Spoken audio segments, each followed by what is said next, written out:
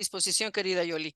Excelente. Bueno, pues buenas tardes y bienvenidos a todos los que están de manera presencial, bueno, online, y los que nos van a ver en diferido. Muchísimas gracias por estar con nosotros en esta charla tan interesante que es muy polémica, pero muy grata, porque vamos a hablar sobre los mitos y realidades de la hipnosis. Pero principalmente por eso dije, tenemos que invitar y por eso estamos de manteles largos aquí en Terapia México con la doctora Inés Patricia López Mendoza, que me encantó tu nombre así completo. Bienvenida, mi querida Patti, que además de ser psicóloga, psicoterapeuta, hizo un diplomado en hipnosis clásica por INPO y además está certificada por la Sociedad Panamericana y del Caribe de hipnosis clínica, ¿verdad? Pues muchísimas gracias, mi querida Patti. Tienes el doctorado en tanatología también y además muchísima experiencia en tantos estudios que ha hecho, sobre todo de historia, de arte. Creo que ahí sí coincidimos mucho los que estamos en el área de la salud. El otro día comentábamos que muchos de nosotros nos disfrutamos mucho la parte de la historia, la parte de todos nuestros ancestros, toda la evolución pues, del ser humano, Egipto, los mayas, África, todo eso es maravilloso seguir aprendiendo, historia de las religiones, historia de las culturas, que es maravilloso todo esto.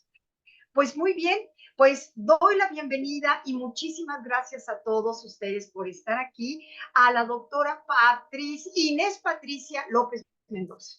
Muchísimas gracias, que me encanta tu nombre completo, me encanta. Gracias, Muchas Yoli. gracias y sobre todo por tu tiempo. Y si quieres agregar algo más, pues me encantaría porque tienes un currículum extensivo, muy extenso. ¿Ok? Pero si no, empezamos con el tema. ¿Cómo ves? Empezamos con el tema, lo demás es accesorio, definitivamente, y lo importante es que hoy dialoguemos justo con esto, que es una maravilla encontrar a la hipnosis en su lado psicoterapéutico. Exacto, Nosotras, quienes estamos aquí justamente en vivo, conocemos lo que es el legado del doctor Milton Erickson a través de haber estudiado la maestría en psicoterapia ericksoniana, en donde se rescata la parte natural precisamente de la hipnosis. Y por eso, pues inquieta que soy, tuve que hacer ese diplomado porque dije, vamos a ver si esta otra parte dista mucho, la parte clásica de lo aprendido en la maestría ericksoniana. Entonces, me doy cuenta que en realidad es cuestión de método nada más, porque finalmente la hipnosis, si nos vamos a la siguiente diapositiva, querida Yoli, la claro. hipnosis es un estado, la otra que dice que es la hipnosis. La Ah, hipnosis es un estado, aquí, ¿qué es quizá la de hipnosis? quizá un estado, en los libros a veces por ahí se encuentra que es un estado alterado de conciencia. Ujú, La palabra alterado no necesariamente es tan precisa y tan exacta, porque no ujú. se altera lo que es natural. Sí, como que se Entonces, amplifica, es un creo. estado amplificado de conciencia en Ujú. donde la atención, en lugar de estar puesta hacia el exterior, la atención puede estar dirigida al interior de la persona y eso hace que entremos en contacto con nosotros mismos. Son los recursos naturales internos que ahí están. Entonces, la hipnosis definitivamente no es algo ajeno al ser humano. Lo que pasa Ujú. es que a veces asusta como la palabra, ¿no? ¿Por qué? Porque hemos visto esta parte un poco más de espectáculo, pero en realidad la hipnosis, si quisiéramos verlo neurofisiológicamente, forma parte quizá de nuestros ritmos ultradianos. Entonces, la hipnosis es algo más natural, no alterado, sino poco explorado quizá en nuestra vida cotidiana, ¿Por qué? Porque estamos poniendo atención a otras cosas externas y no al interior de nosotros mismos.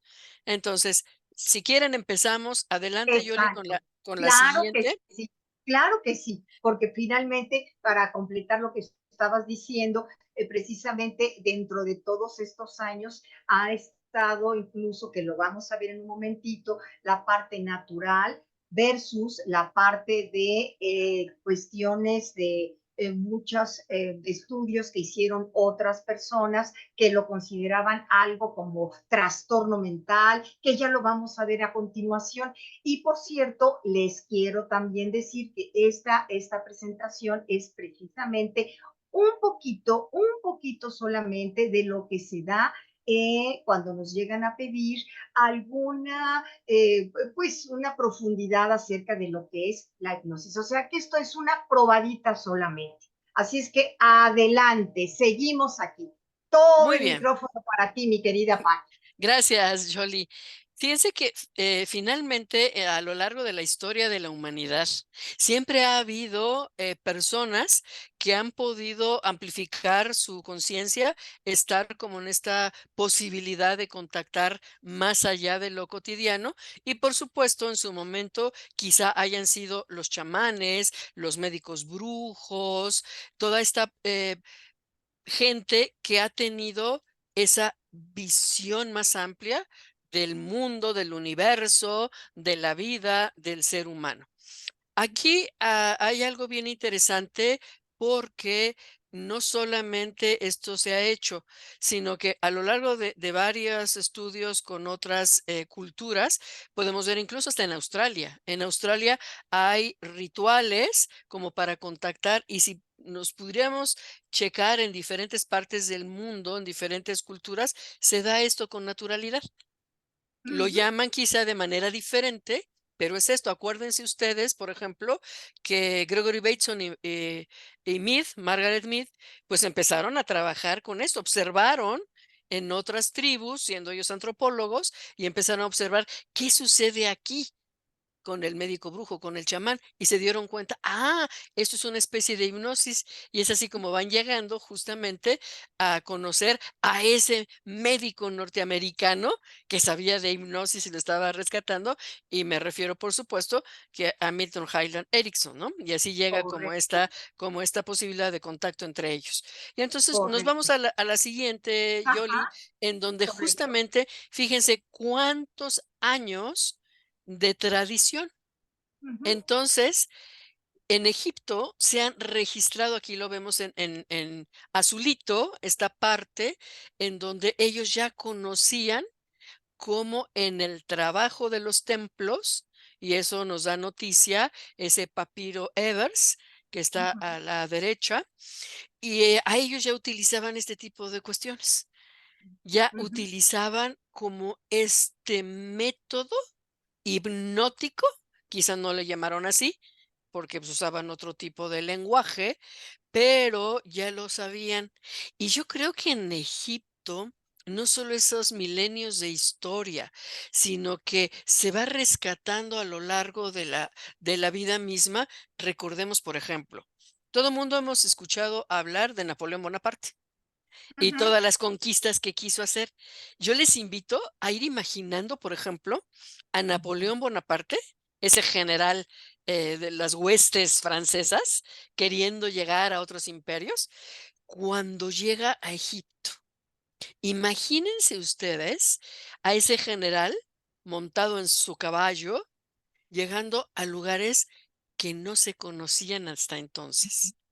Yo solamente quiero invitarles a imaginar la impresión, el impacto visual de las pirámides y de ujú, la esfinge allí en Giza. ujú, Observen el estar en contacto con las arenas del desierto en un contexto totalmente diferente a lo conocido en Europa. Dice la tradición que quiso el mismísimo Napoleón Bonaparte dormir dentro de la Gran Pirámide. ujú, Hasta entonces, la egiptología no había surgido como la conocemos ahora. ujú, Y él mismo decía, observad, 40 siglos de historia nos contemplan. Imagínense todo eso que él pudo abrevar, a lo mejor hasta de manera intuitiva y energética. Se dice que cuando él salió de dormir en la pirámide, casi, casi estaba transformado. Entonces, desde esa visión, nos habla de que a partir de allí surgen nuevas referencias. ¿Por qué?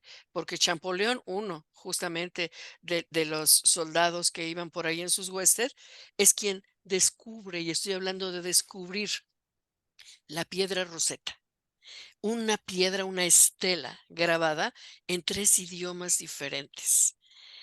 Y es allí donde, cuando está la parte griega y la parte demótica del lenguaje egipto y luego el lenguaje sagrado de los sacerdotes egipcios, es cuando se empieza a hacer ese match. Y desde esa forma, cuando contactamos con lo antiguo, lo presente, lo moderno, lo futuro, en ese tiempo sin tiempo, en el devenir de esta visión más amplia del universo, pues vamos a encontrar que de allí despega la egiptología como la conocemos ahora. Ujú. Chicas, salgan del trance, quien nos vea, salgan del trance, porque Maravilloso. estamos hablando justamente de cómo esto es tan natural Sí, que lo estamos viviendo en este momento, en este aquí y en este ahora.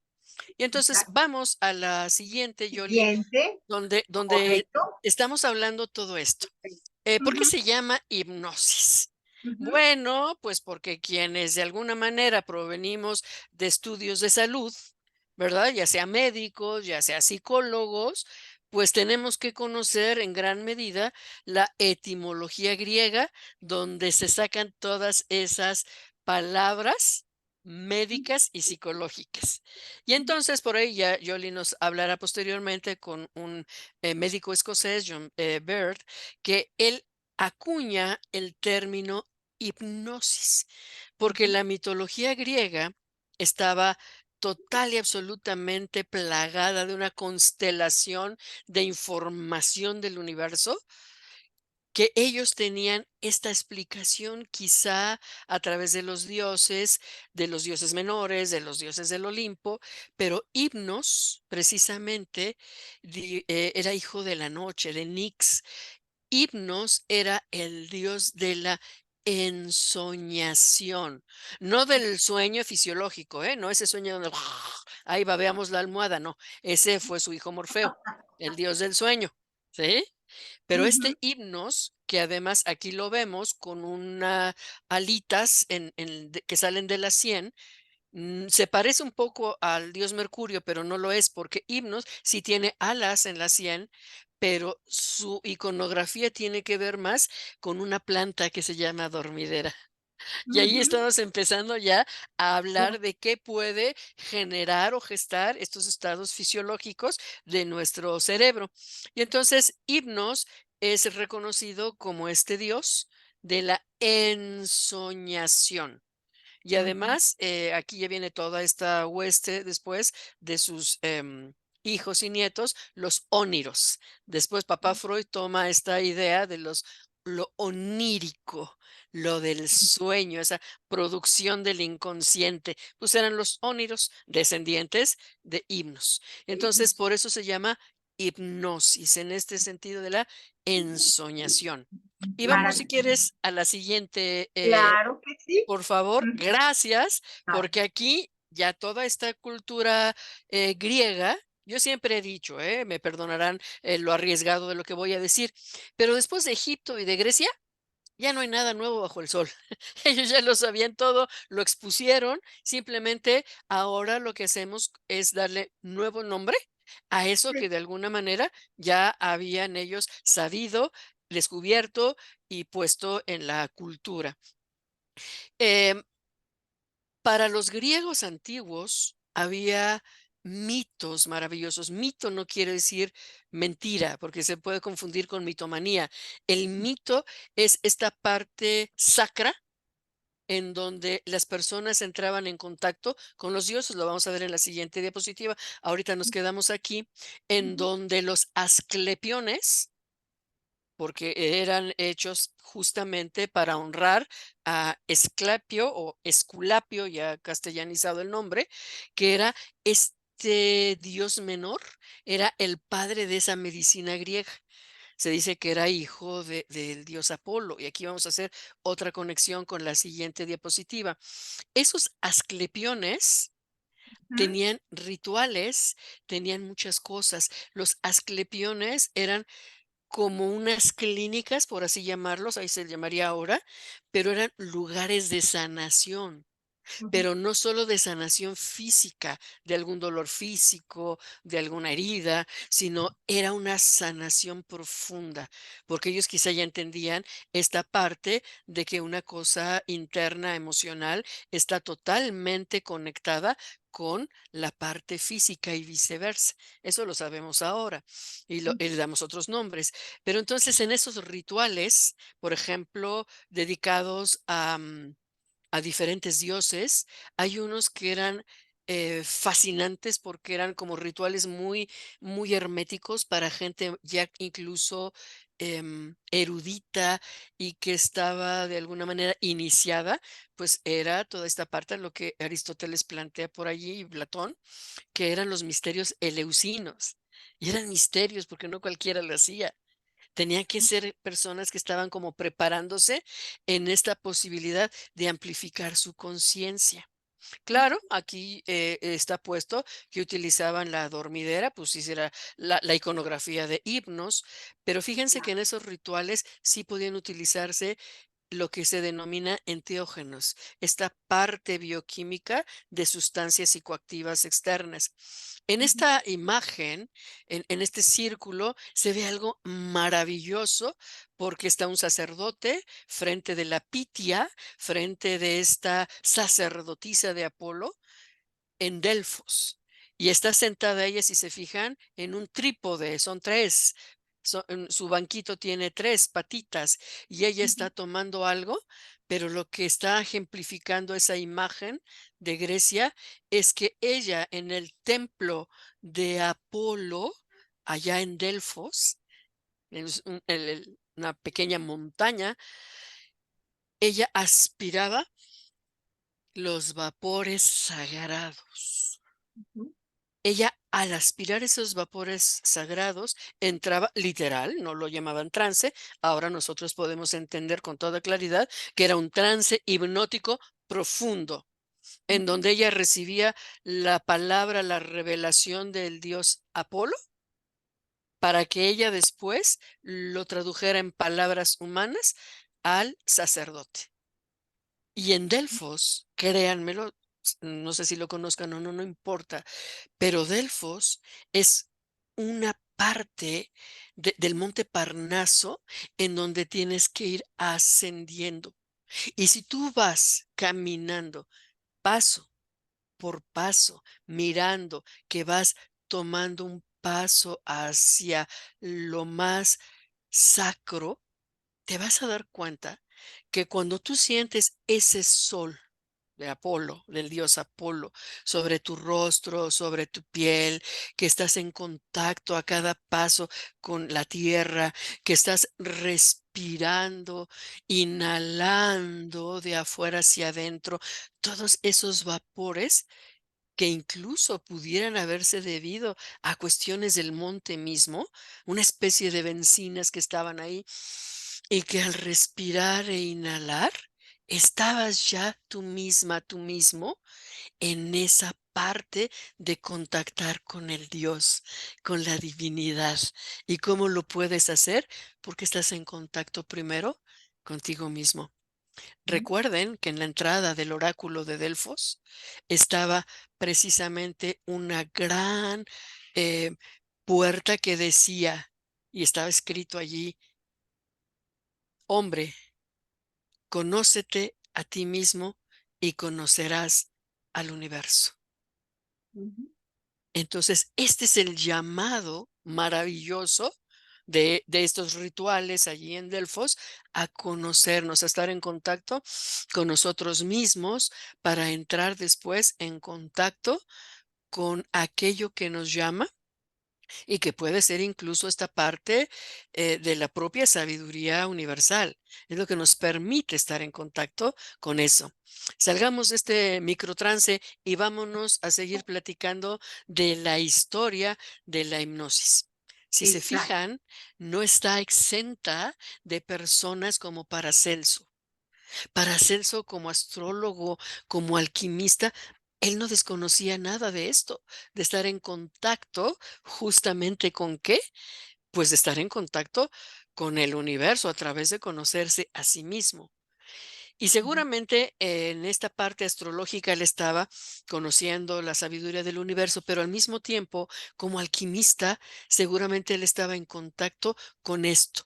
Dicen los expertos que esa alquimia no solo era convertir el plomo en oro, esa es como una metáfora, como esta parte, pues vamos a medio entenderlo de una manera más visual y más práctica, más física, pero en realidad quizá esto era empezar a alcanzar, pero la alquimia del ser, cuando esa materia oscura que está en el Atanor, dicen los alquimistas, se va transformando internamente para dejar ese plomo oscuro y convertirse en el albeo, lo blanco, esta posibilidad de empezar a crecer hasta de manera espiritual para llegar a lo rubicundo del oro, de ese oro, no solo como metal, sino como la forma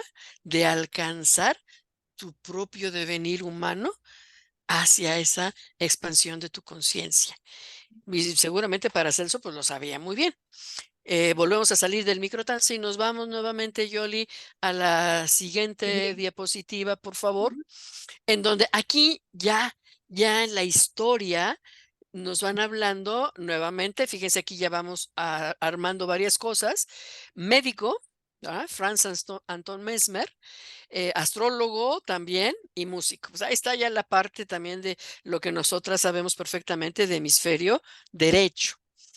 Y él sí empezó ya un poquito a poner el show, ¿no? Para las cortes europeas, en donde a través de unas tinajas como de agua y limaduras de metal, toda esta parte del magnetismo, pues él ya lo sabía, él lo había ya como incorporado a su quehacer como médico.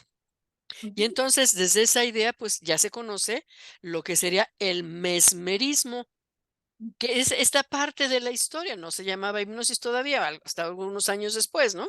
Hasta el siguiente siglo se llamó, no, por ahí están en los 800, donde se le llama hipnosis a todo esto que ellos pues ya estaban practicando o incorporando a su práctica médica.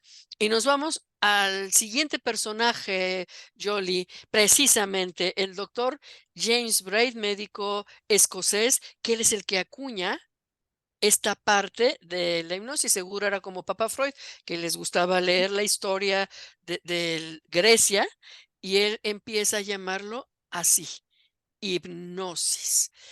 Ya ujú, seguramente con una carga un poco más de ritualística, ¿no?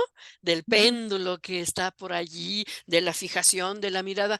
Sí, sí se puede hacer a través de eso. La hipnosis clásica utiliza estos métodos para inducir el trance. Sí, claro, y vamos con el péndulo, y ujú, vamos con el tocamiento, y vamos con otros trámites que sí ujú, se utilizan. Pues sí, se puede seguir utilizando. Pero bueno, yo como mi formación, como varios de ustedes, es más ericksoniano, pues ya no lo necesitamos ni necesitamos los enteógenos para hacer unos ricos trances a través claro. de la palabra, ¿no? Ya más saludables, ya más naturales nuestros trances, ¿no? ¿Ok? Y Okey. entonces vamos a todo esto como la edad de oro de la hipnosis.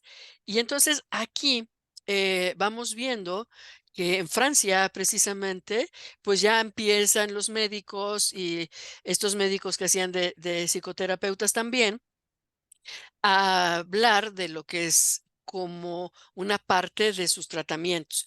Y entonces tenemos la École de la Salpêtrière. Recuerden ustedes que en ese famosísimo hospital en París hasta se inventa la histeria, ¿no? pues sí, se Sí. inventó la histeria. Ujú, Y estaba ahí Pinel, por ejemplo, pero otro de los más famosísimos, pues obviamente va a ser Jean-Martin Charcot. Pero del otro lado está la École de Nancy, en donde eh, se hace diferente los métodos.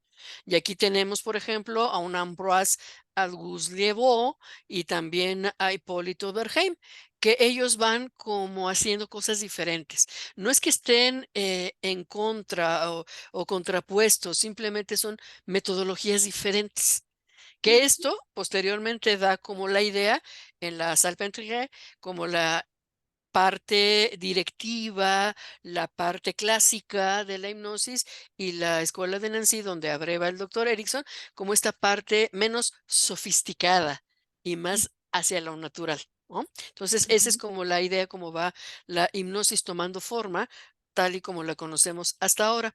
Y no sé si por ahí haya alguna otra cosa, Jolie. Ah, pues aquí ya está esta parte de Charcot y de Liévin. Y pues ya te Ujú. cedo la palabra, querida Jolie, para que tú nos vayas comentando justo esta evolución hasta el día de hoy. Ok, bueno, vamos a ir compartiendo sin problema, porque con tantas inducciones, con tantas metáforas que han sido maravillosas, Patti, qué hermosa, qué linda. Pues bueno, aquí tenemos a Charcot, que él considera que es un estado patológico específico, la histeria, y para Livolt y Bergheim es un simple sueño producido por su gestión y susceptible a aplicaciones terapéuticas. Pero finalmente las dos escuelas comenzaron a estar con muchas disputas y por lo tanto había mucho problema de credibilidad. Pero vamos a hablar un poquito de Charcot. Charcot fue realmente se considera al padre de la neurología moderna y del tratamiento de la histeria. Es un hombre maravilloso, científico, investigador, ya que estuvo haciendo muchas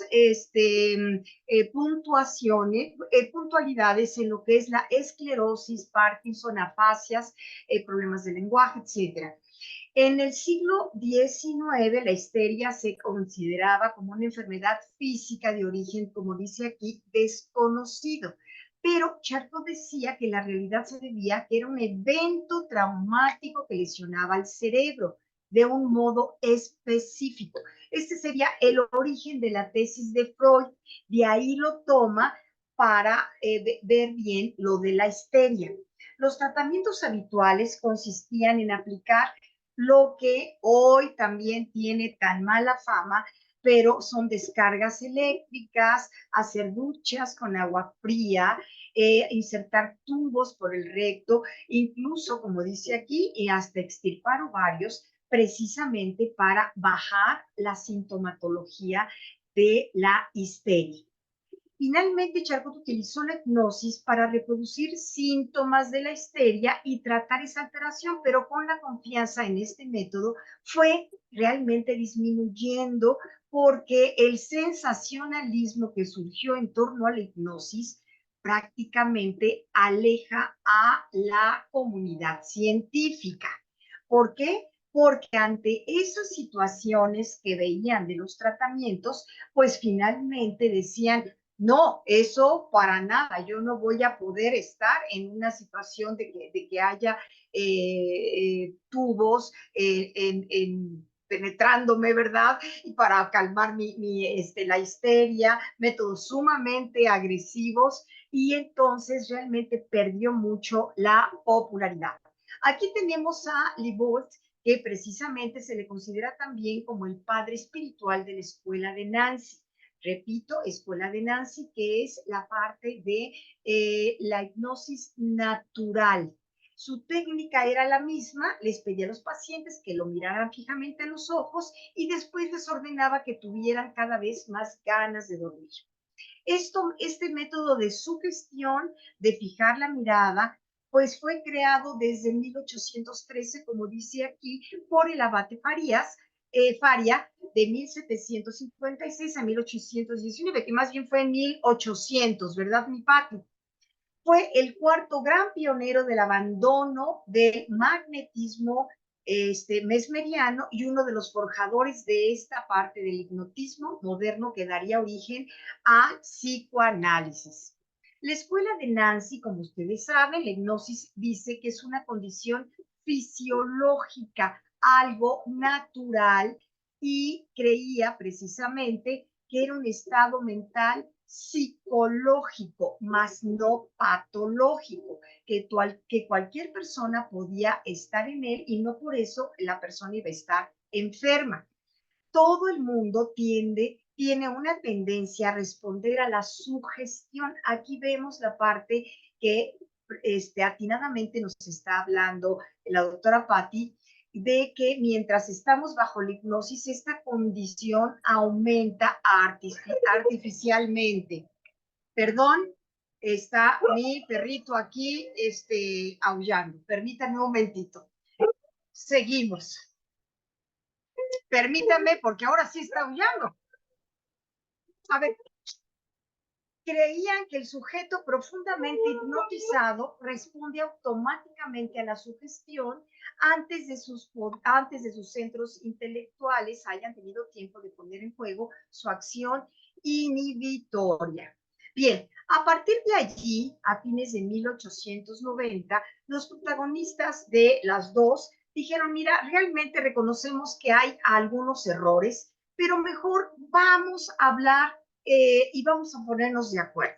Charcot finalmente fue uno de los primeros en explorar las interacciones entre los factores emocionales y físicos y sacó los importantes temas de la histeria y la hipnosis de la oscuridad científica. Pero aquí nos vamos ya directamente con Freud, porque creo que no hay que olvidar que el tema que hoy nos está realmente recomiendo es los mitos y realidades de la hipnosis. Pero sí es muy importante saber de dónde viene toda esta parte histórica que precisamente Patti nos hizo favor de abordar de manera muy rápida, porque fue express y de cualquier manera, aquí vamos a hablar ahora sobre ya más en la parte más actual, que es Freud. Mi querida Pat, aquí estamos, neurólogo austriaco, padre del psicoanálisis.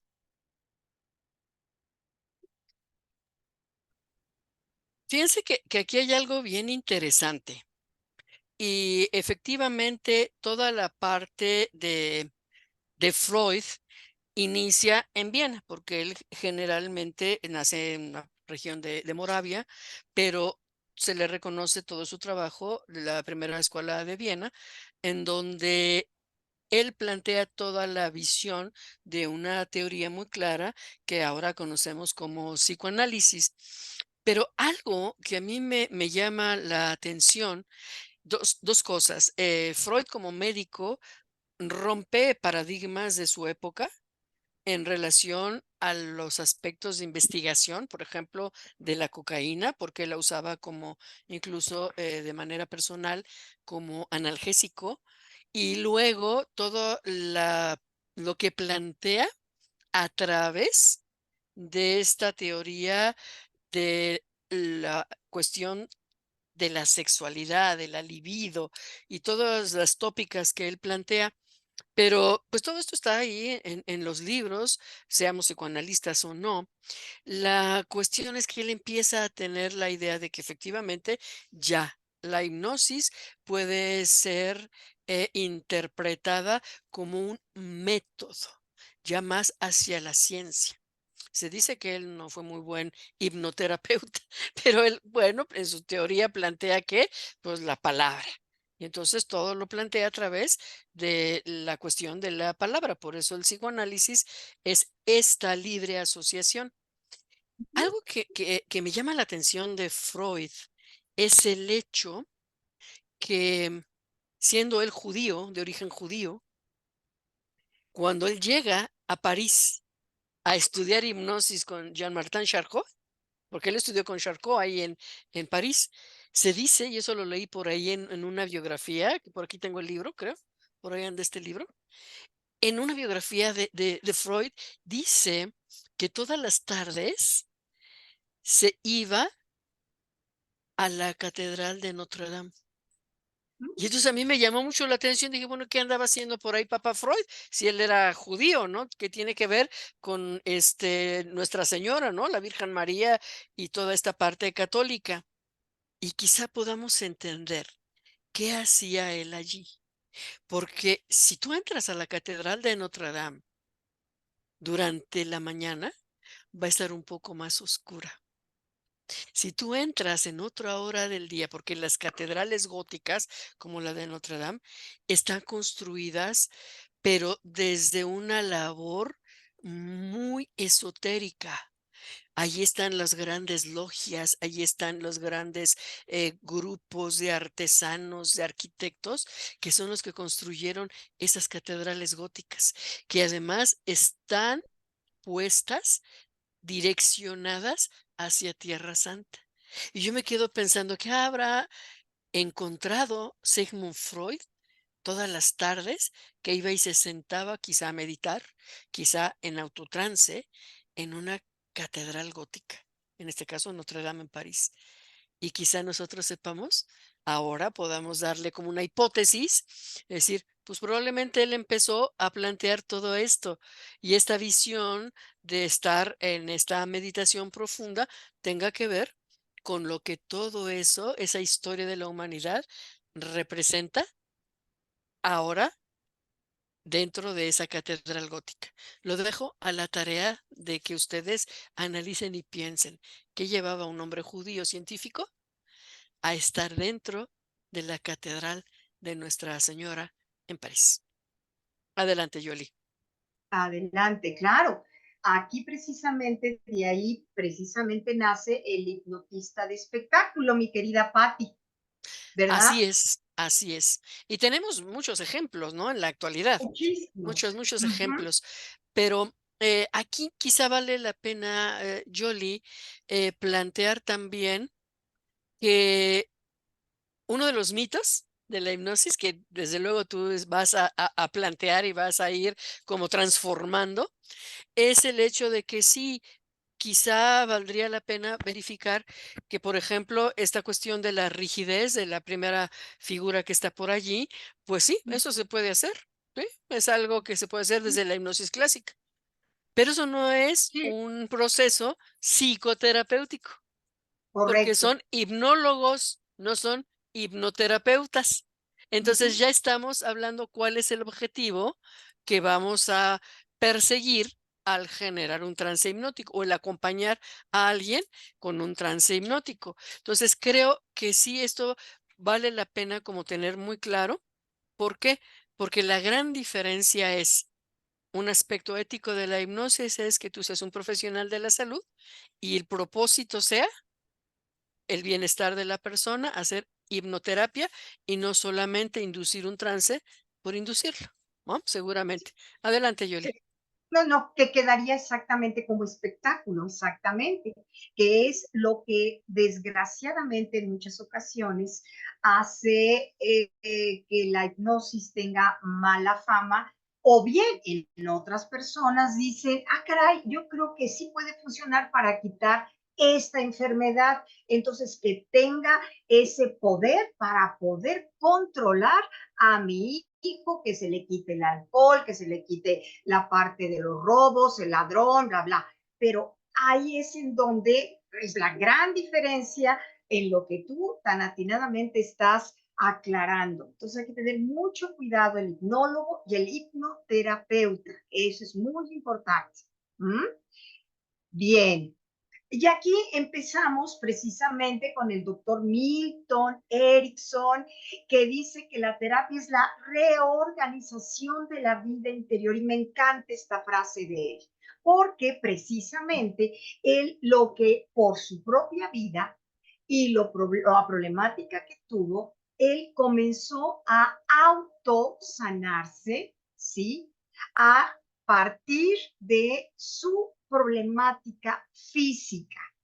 El médico, psiquiatra y psicólogo mundialmente reconocido de 1900, que nació en 1901 a 1980. Bien, padeció desgraciadamente, muchas situaciones muy complicadas, daltonismo, problemas de hipoacusia, problemas de sordera, que se le dice, problemas de aprendizaje, que no se puede decir si sea dislexia o no, pero finalmente así estaba considerado como un problema de aprendizaje y a pesar de todo tenía una inteligencia excepcional y precisamente llegó a estudiar medicina y llegó a ser uno de los grandes personalidades que dan una aportación maravillosa a la salud mental. Pero finalmente, ¿esto por qué se debe? Porque él precisamente, por su vida propia, su misma situación, se caracterizó por estas situaciones de vida de creencias muy rígidas. Y ahí surgen sus mismas técnicas de cuestiones de shock, técnicas de shock de sorpresa, con la finalidad de hacer un giro a la persona y poder generar el cambio. Bien, a los 17 años tuvo un ataque de poliomielitis y precisamente fue, creo que, su primera prueba que él tuvo que hacer y que seguir para que él mismo demostrara que cómo poder lanzarse a sobreponerse a todo esto. Él veía a su pequeña hermana cómo estaba aprendiendo a caminar y él mandaba prácticamente su mensaje de su mente a sus piernas y de allí él comenzaba la sugestión precisamente y además mandar esos movimientos a su pie, a sus deditos de los pies, a sus rodillas, y así comenzó a fortalecer todo su aparato locomotor. Aquí vemos en esta fotografía cómo al final de un viaje que quiso hacer, ya que pues quedó con esta parálisis tan fuerte, pero él, a pesar de todo, que logró recuperarse, él decidió hacer un viaje remando. Y aquí lo vemos con las muletas y precisamente regresando y dijo, es que yo voy a superar esto y yo quiero. Por eso la voluntad, el querer recuperar, el tomar la decisión, la determinación, yo creo que es lo más importante para poder dominar y superar cualquier cosa. Y creo que también en lo mío propio, también he visto que cuando hay una enfermedad, algún dolor, si yo me propongo, si yo tengo la disposición, la determinación de que esto se va a desaparecer, va a continuar con ejercicios, con una serie de técnicas, ¿verdad? Que me van a favorecer, lo voy a lograr. Ajá. Bien. Erickson aprendió a desplazar, a reinterpretar y a distraer el dolor mediante autohipnosis espontánea, que aquí vemos que está muy de la mano a la escuela de Nancy, que decía que era la parte natural. Entonces, eso hace a él definitivamente hacer que su mente se llene de esos estímulos para no sentir el dolor, para evadir, para disociarse y así hacer que haya un cambio en su cuerpo. A los 63 años tuvo también nuevamente otro ataque de polio que lo llevó a utilizar la silla de ruedas, pero finalmente la autohipnosis fue aplicada para manejar el dolor y disfrutar de su vida familiar. Aquí lo vemos con toda su familia, con sus hijos y sobre todo aquí promoviendo muchísimo la flexibilidad y la individualidad y el uso de los recursos internos inconscientes para enfrentar todos los problemas que la vida se presenta y que todos tienen solución.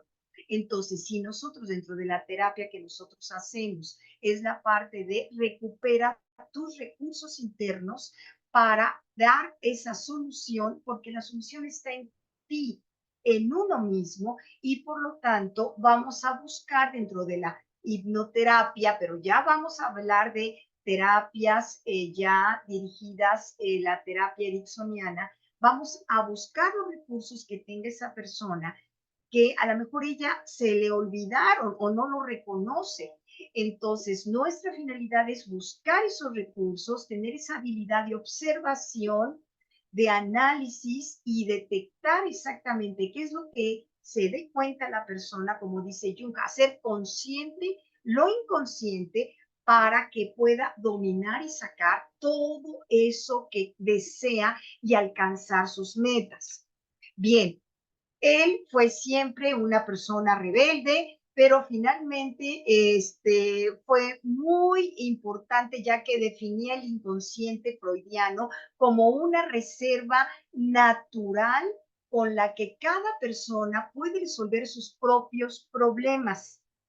Ajá, y acuñando esas frases que aquí las tenemos, como la mente inconsciente es un repertorio de las experiencias que uno ha tenido en la vida, mientras que la mente consciente es un estado de percatamiento inmediato.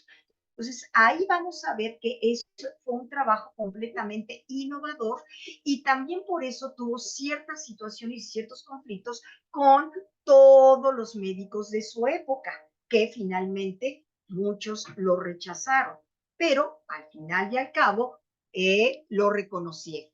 El trabajo de Erickson fue estudiado y puesto en práctica y en todo el mundo está reconocido. Grandes seguidores son Stephen Gilligan, Richard Bandler, Grinder y John Grinder, Ernest Rossi, Jeffrey Saite y muchísimos más que han influido muchísimo en la PNL, programación neurolingüística, en la EMDR, que es la terapia con los ojitos, la terapia breve estratégica, terapia familiar sistémica y muchas otras metodologías terapéuticas.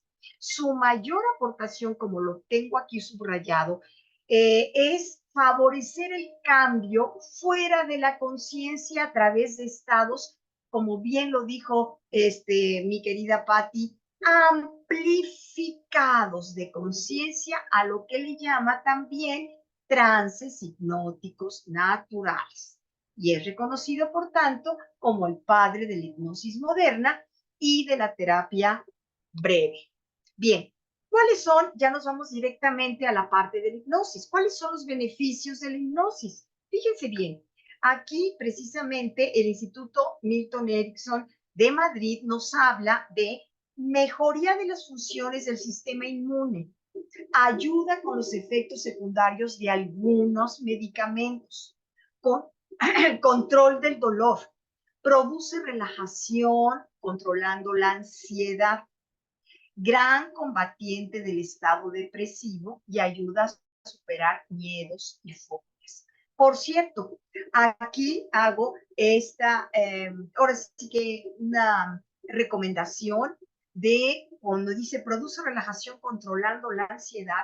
Este es ahorita el trastorno que estamos viendo en la mayoría de la gente, desde niños, en poblaciones adolescentes y también adultos. Por lo tanto, con este tipo se le llama, digamos, conversación hipnótica, porque no es poner a un niño en trance, nada, le cierra tus ojos, sino simplemente con una conversación muy suave, hacemos que el pequeño o el adulto pueda bajar, disminuir la ansiedad y sobre todo con técnicas que la vamos a ir viendo con la respiración, como la respiración como mecanismo de cambio. Entonces es algo muy interesante.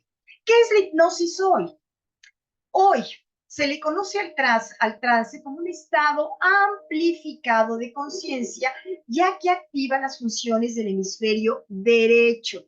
Recuerden, el hemisferio derecho digamos, el más receptivo emocionalmente, artístico. En el hemisferio izquierdo es el más planificador, organizador, etcétera.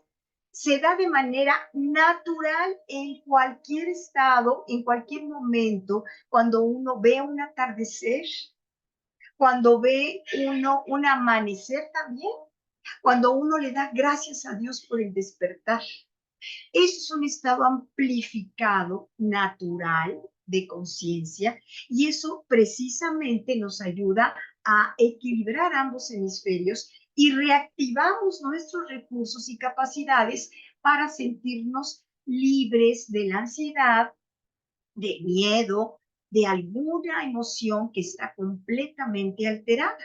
Por eso es muy importante tener en cuenta que la hipnosis así como la estamos viendo, en estado natural, se puede y la podemos utilizar en cualquier momento. La hipnosis, como realmente como colaborador, ¿en qué ha colaborado? Bueno, se ha visto, como incluso vimos la vez pasada con el doctor David Arias, que se utiliza en tratamientos odontológicos, médicos y psicológicos, como el cáncer, la ansiedad, el tabaquismo, la obesidad, mejorando la calidad de vida del paciente. Pero lo más importante es que me pueden decir, bueno, ¿y quién te lo dice? Bueno, pues, ¿qué creen? Según las definiciones y todo lo que dice la APA, hipnosis clínica, según las definiciones de la American Psychological Association y la British Psychological Society, es un procedimiento de intervención basado en técnicas de sugestión. La sugestión es una estrategia muy recurrente para poder superar muchas cosas. Entonces, si yo me sugestiono, hago esa cambio mi manera digamos, el dolor, lo voy a cambiar. Realmente esa sugestión me ayuda para bajar el dolor, la intensidad del dolor.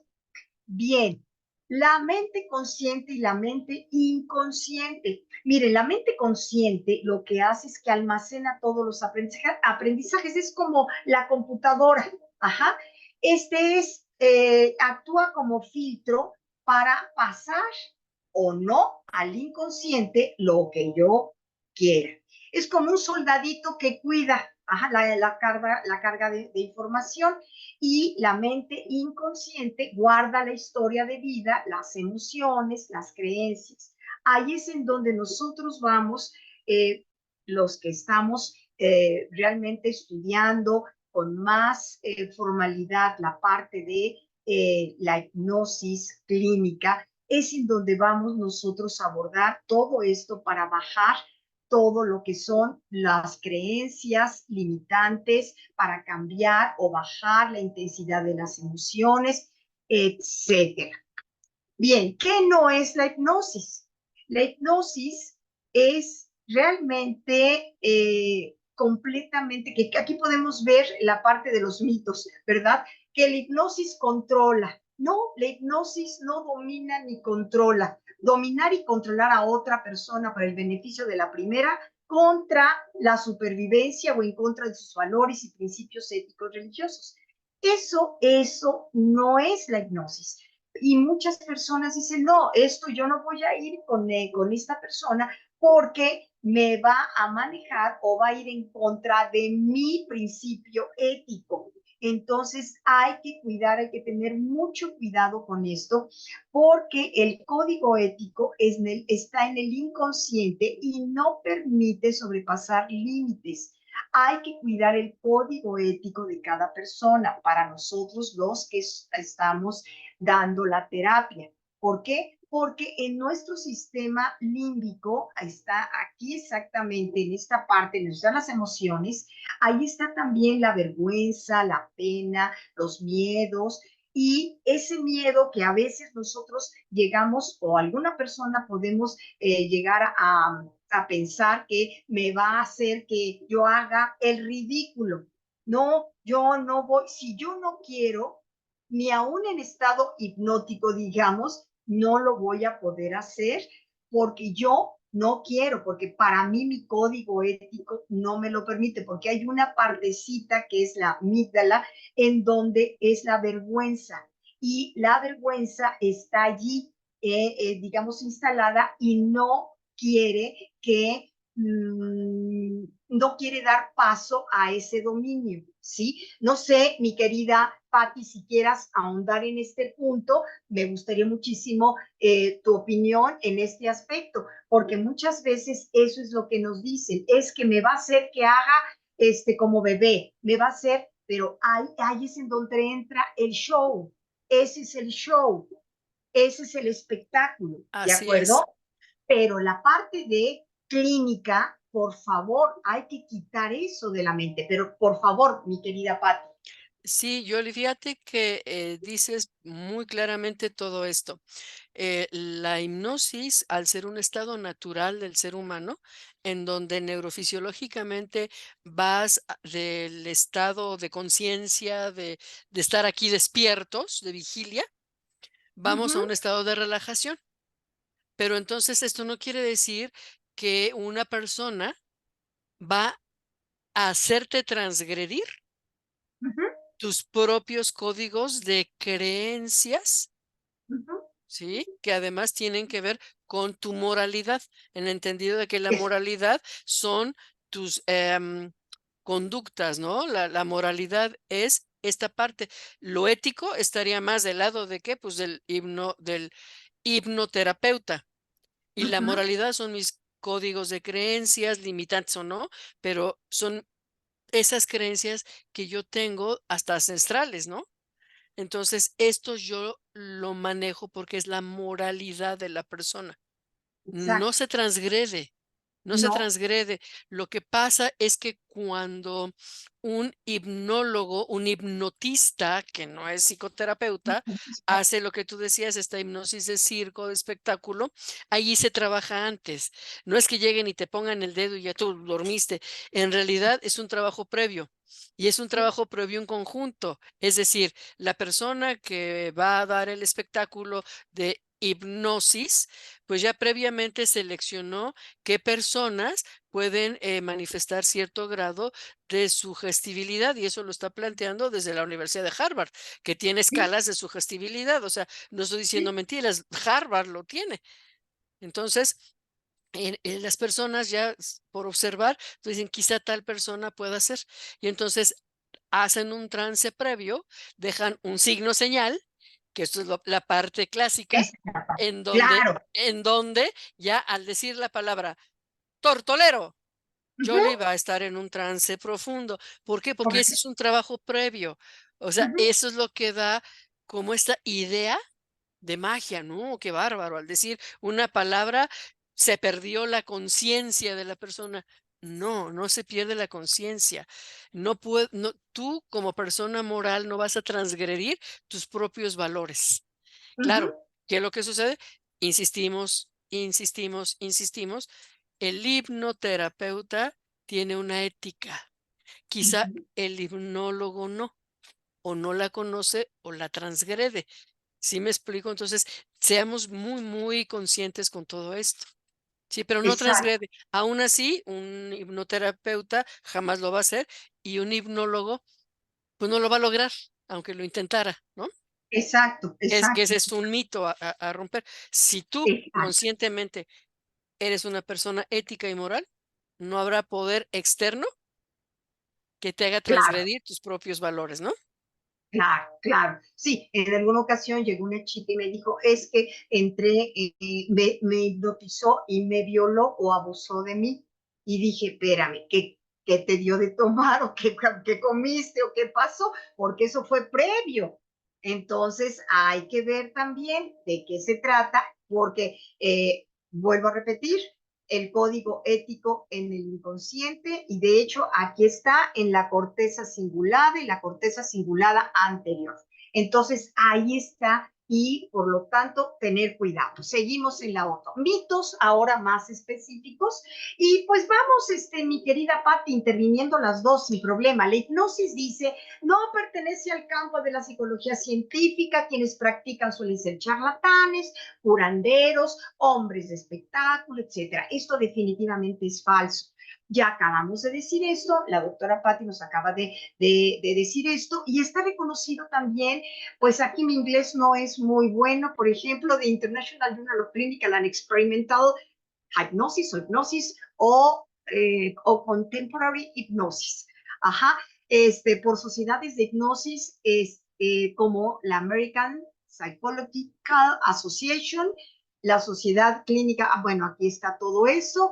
Todo esto nos dice que está reconocida, reconocida. Hoy la hipnosis se enseña en las universidades. En algunas universidades se les dan las clases. En algunos países, como lo dicen aquí, Estados Unidos, Canadá, Australia, Alemania, Gran Bretaña, España, están reconocidas por la parte de la sugestión y dejar esto de que no pertenece a la parte científica. Sí, sí pertenece porque siempre hay evidencias. Para hacer un trabajo en la cuestión, y presentar un trabajo con hipnosis, se necesita, y que además estén avalados, se necesita testimonios, no uno, ni dos, ni tres, sino varios, y que estén avalados por determinadas revistas. Y eso es lo que a nosotros nos dicen, bueno, es que entonces una hipnosis o una operación bajo anestesia hipnótica, pues resultó que fue un éxito. Ah, maravilloso. ¿Dónde lo demostramos? Bueno, pues entonces ahí está la parte de esta sociedad médica, psicológica que lo está avalando. Sí, mi querida Patti.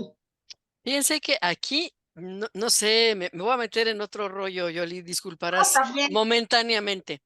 Sí, sí. Ya está siendo hora de ser la comida, ¿no? La hora de comer. Pero yo no sé si ustedes ya previeron esto y dejaron ya listo lo que se va a servir en casa hoy.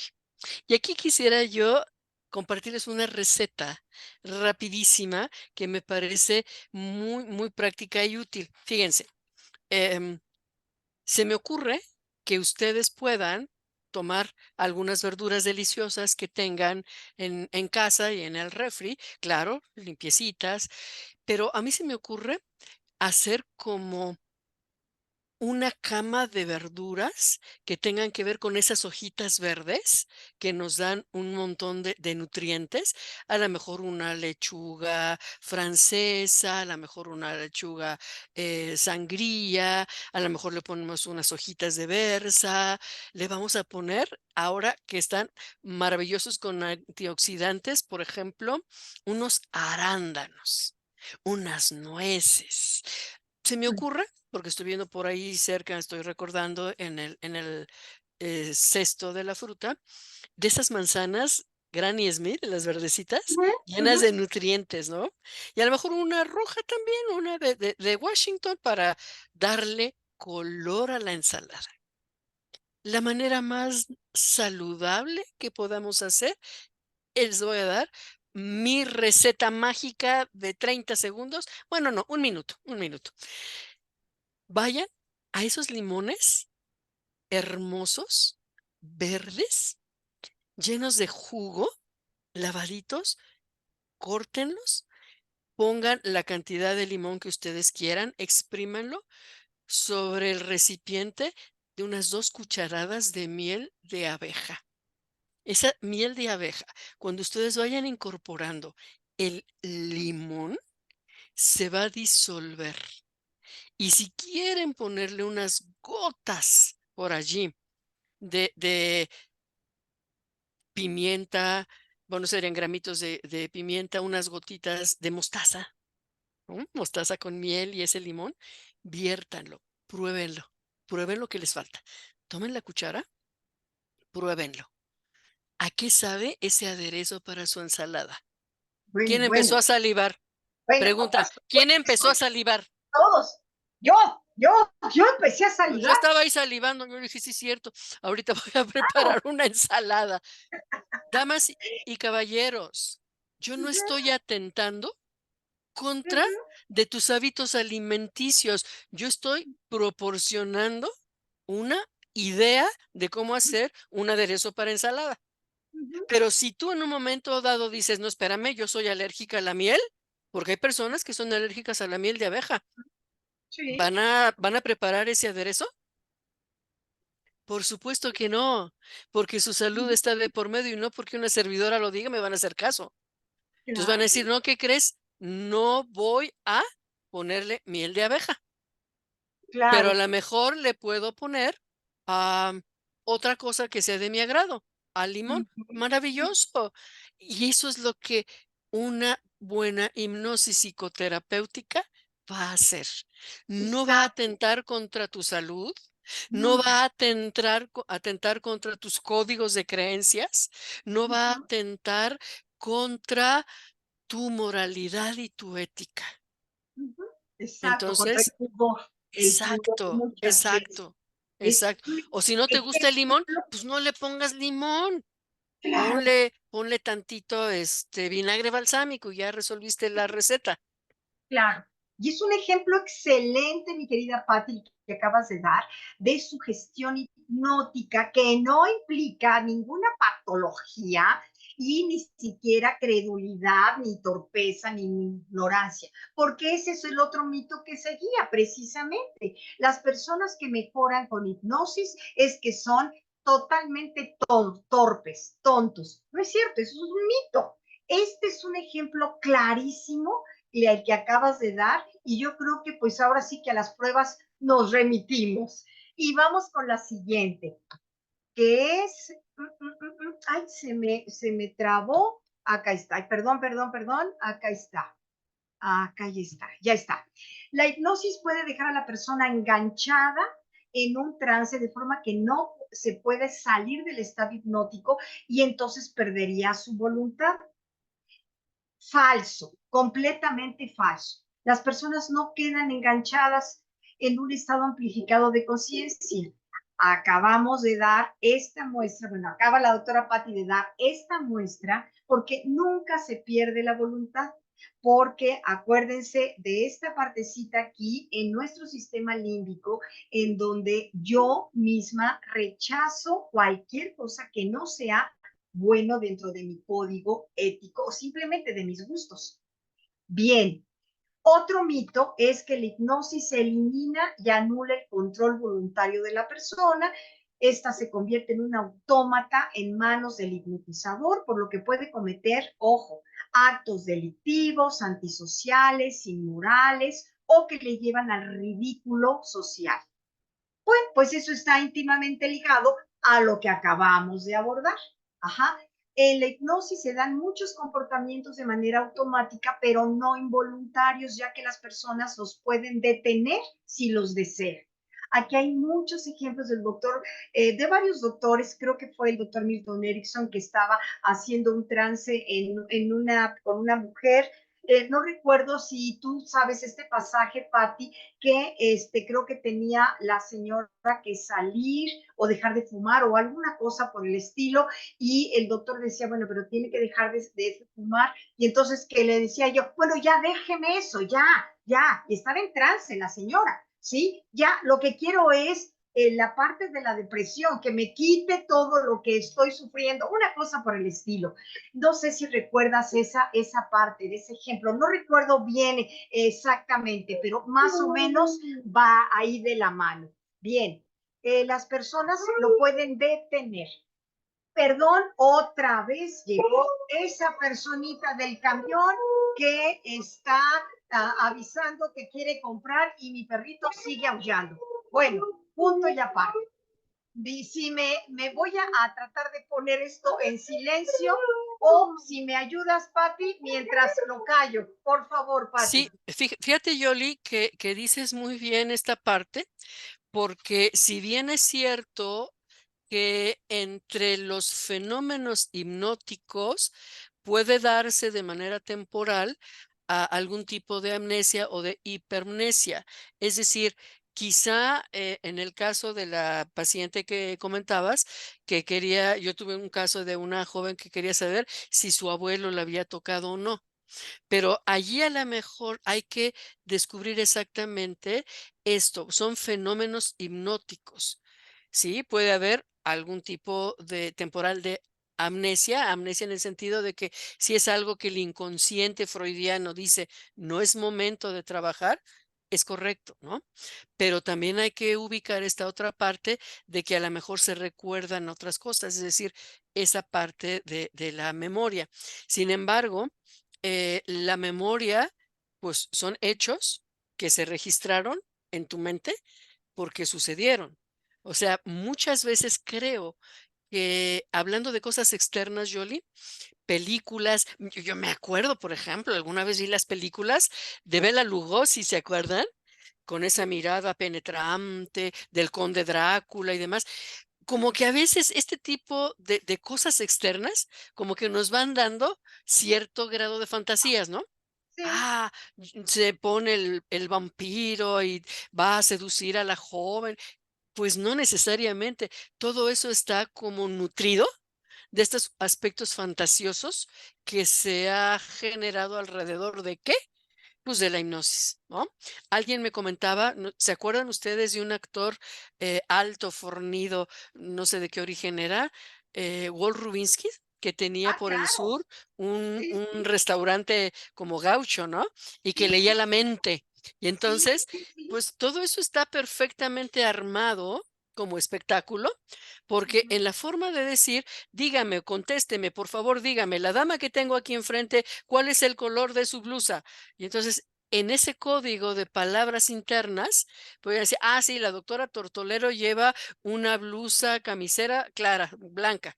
Pues ellos ya es parte de ese entramado del espectáculo, ¿sí?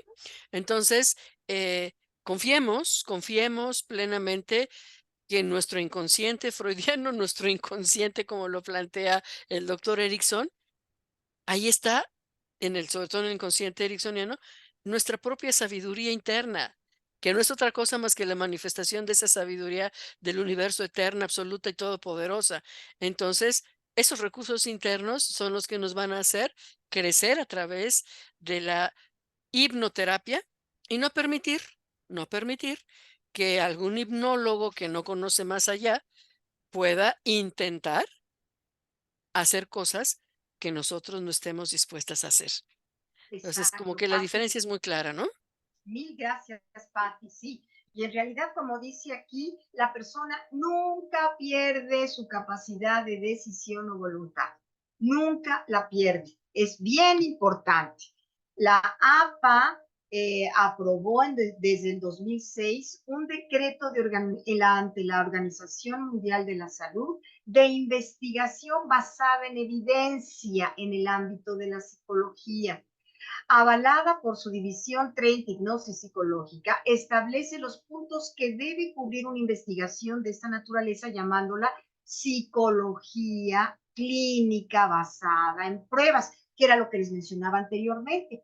Siempre se va a dar, a manifestar que demostrar la eficacia clínica en los diferentes tratamientos médicos y psicológicos, y que estos estudios sean arbitrados a fin de evaluar su efectividad y poder ser publicados en revistas científicas especializadas. Esto es lo más importante para quitar esa parte de magia o esa parte de incredulidad o que eso nos sirve de la hipnosis. Como hemos visto, las sugestiones es lo más importante y es un estado de conciencia caracterizado por la absorción o focalización, cambio de la atención y favorecer nuevos aprendizajes. Este es el proceso de cambio. La sugestión terapéutica es más efectiva cuando se comunica expectativas generales positivas en vez de prescribir un solo resultado concreto. Todo esto de las sugestiones que hemos estado viendo, incluso ahorita con la doctora Patti, es un ejemplo de cómo se puede influir de una manera muy suave y hacer con muchas metáforas, porque nos falta muchísimo hablar sobre metáforas, muchísimo hablar sobre toda esta parte de las técnicas, pero finalmente creo que esto es una breve, porque fue muy breve esta plática, de la historia de la hipnosis con esos conocimientos y esta forma de abordar y de platicar, porque eso es maravilloso, las técnicas de Patti, que es tan linda y que nos dice todo su vasto conocimiento en la historia del arte y todo esto, y ver cómo la hipnosis ha estado pues desde presente desde mucho tiempo antes y que ahorita sí hay precisamente eficiencia y hay grandes resultados con la hipnosis. No sé si hay alguna pregunta, algún comentario. Mil gracias.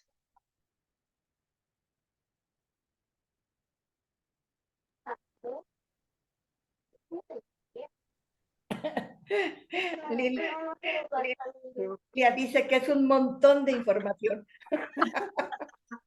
Ok. Pero muy interesante. Mucho, muy interesante.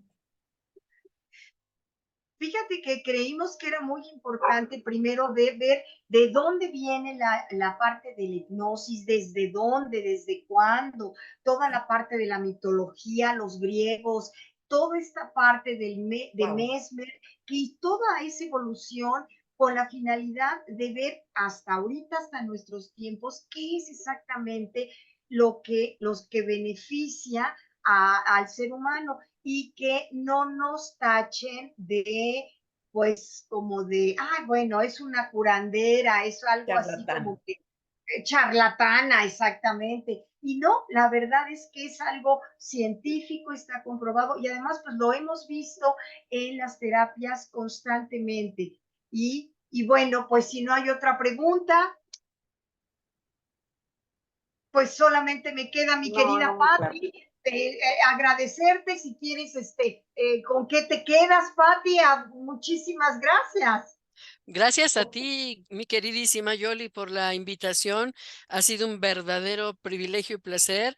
Y observar aquí a caritas conocidas, quizá después alguien nos mire que no nos haya ubicado previamente. Pero muchas gracias, gracias a todos ustedes. Ha sido un gusto enorme esta reunión que hemos tenido hoy. Muchas gracias, Yoli, por la invitación y gracias a todas por acudir. Muchísimas Infinitamente, gracias.